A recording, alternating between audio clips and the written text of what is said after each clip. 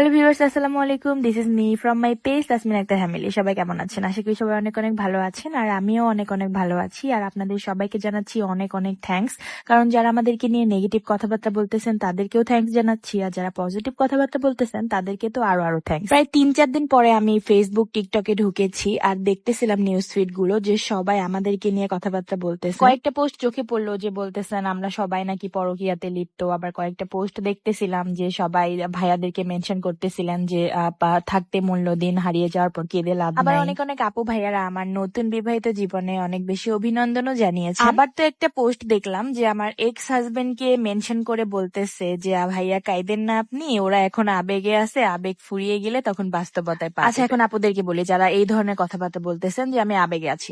আচ্ছা, আমি সকালবেলা ঘুম থেকে উঠে সবসময় চিন্তা করতাম যে আছি কি রান্না করব, কোথা থেকে টাকা পাবো, কি বাজার করব। রাতে আমি সেলাই শেষ করে আমি আমার যে কাস্টমার গুলো আমার কাছে সেলাই করতো তাদেরকে আমি কল দিতাম যে সকালবেলা আমার ইয়াগুলো নিয়ে যান।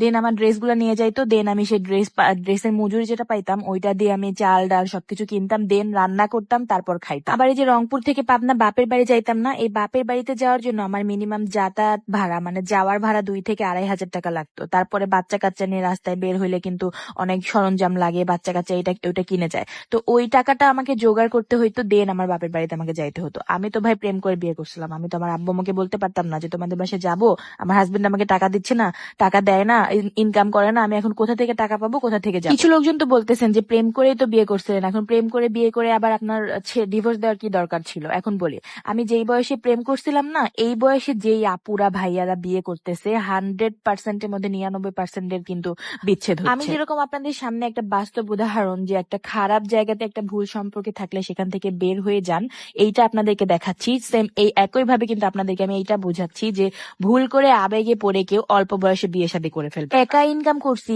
একা বাড়ি ঘরে সবকিছু করছি, একা বাজারে গেছি, বাজার থেকে একা বাজার করে নিয়ে এসে একা রান্না করছি, আর সেই রান্না করতে যদি একটু দেরি হয়েছে তাহলে মার খাওয়া লাগছে, তাহলে গাল খাওয়া লাগছে। এখন আপনি বলেন, আপনি নিজে ইনকাম করে, আপনি সংসার চালিয়ে, আপনি সবকিছু করে এত ভালোবাসার পরেও আপনি যদি কারো লাথি খান, সেই লাথি খেয়ে কি সেখানে পড়ে থাকবেন? হয়তোবা পড়ে থাকবেন সেই সব আপুরা যারা কিনা স্বামীর উপর ডিপেন্ড থাকেন, স্বামী শ্বশুর শাশুড়ি যা দেবে তাই খাবেন, ওরা যা করবে তাই করবেন, তাহলে তো ডিপেন্ড হয়ে থাকতেই হবে। তো এইটাই হচ্ছে আমার আবেগ। 17 বছর থেকে 24 বছর পর্যন্ত এই 6-7টা বছর আমি যে কষ্ট করে জীবন পার করেছি, এগুলো নিয়ে আপনারা কিন্তু কখনো কোনো ভিডিও ক্লিপস দেখেন। যে আপুদের কাছে মনে হয়েছে না আমি আবেগে আসি, তো আমার জায়গাতে আসেন, এসে এই 6-7টা বছর পার করেন, নিজে ইনকাম করে এই 6-7টা বছর পার করেন, নিজে আমার জায়গাতে এসে দাঁড় করান আগে নিজেকে, তারপর আপনি বলতে পারবেন যে আমি আবেগে ছিলাম নাকি কিসে ছিলাম। আর এই ভিডিওতে আমি নিজেকে কোনোভাবেই কিন্তু ভালো প্রমাণ করতে চাই নাই। আমি আমি যেখান থেকে আজ এই পর্যন্ত আসছি, যেভাবে আসছি, আমি যেটা সেটা আপনাদের সাথে জাস্ট বললাম। এখন আপনারা আমাকে ভালোভাবে নিবেন নাকি খারাপ ভাবে নিবেন সেটা আপনাদের ব্যাপার।